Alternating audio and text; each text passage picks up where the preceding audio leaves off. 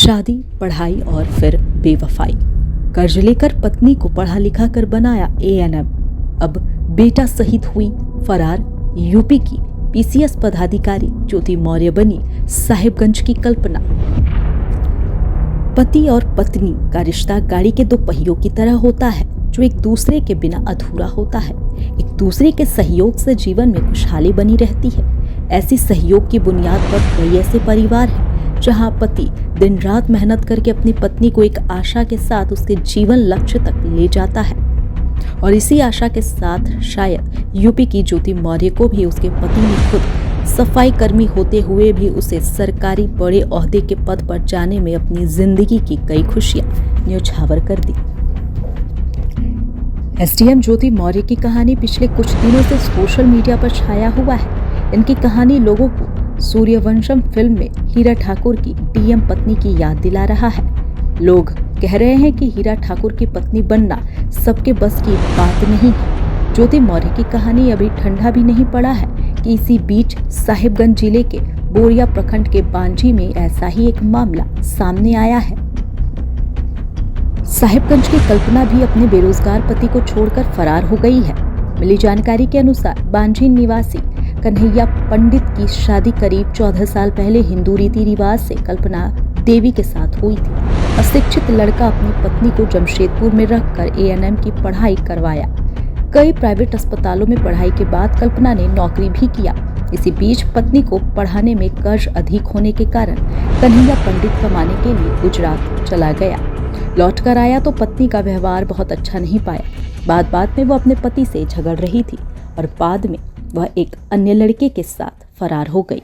नाम है घर बांझी बाजार है और हमारा ससुराल है तेलो बथान टोला और हमारा पत्नी का नाम है कल्पना कुमारी। हमारा बेटा का नाम है हेमंत पंडित। कितना साल का बेटा है? 10 साल के हमारा लड़का है।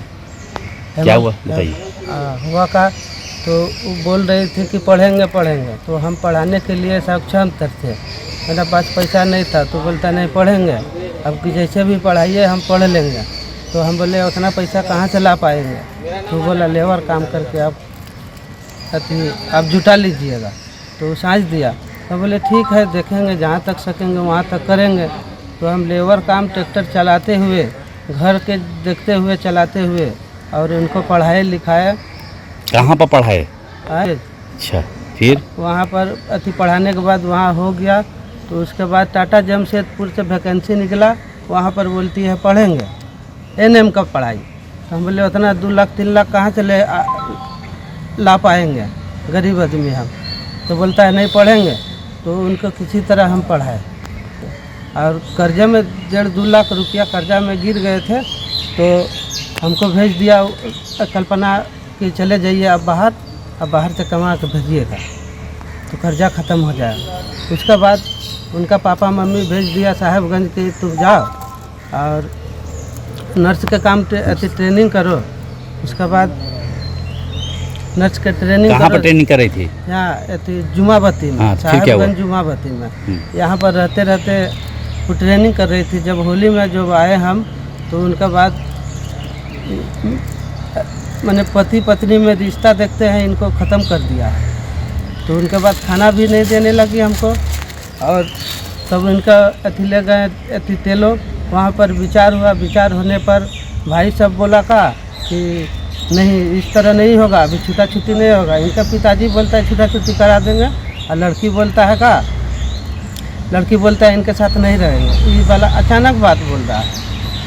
हमारा भी दिमाग उड़ गया कि का बोलने लगा ये लोग।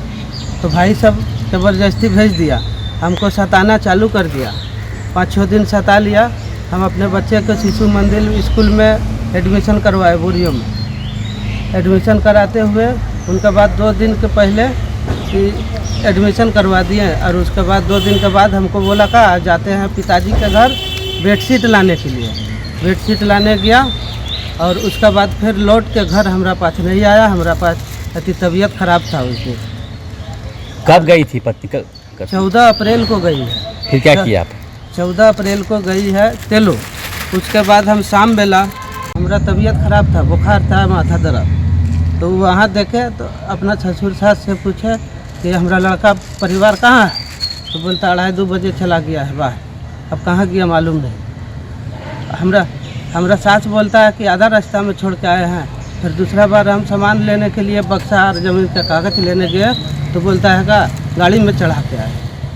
और हमरा ससुर बोलता है कि इतना आदर कौन ची का, हम अपना सास से मांगे दवा दीजिए, तो हमरा सास बोली का बिस्कुट खा के अब अति दवा खाइए।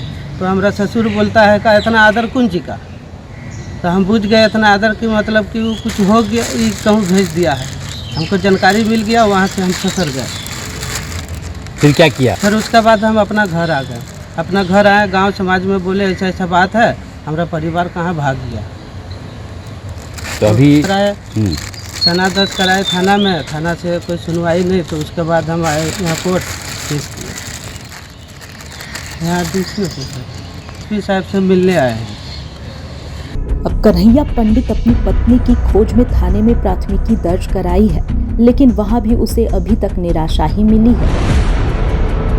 गुरुवार को एसडीपीओ कार्यालय में उस लड़के को फोन गया है कि वह अपनी पूरी जानकारी के साथ ऑफिस पहुंचे।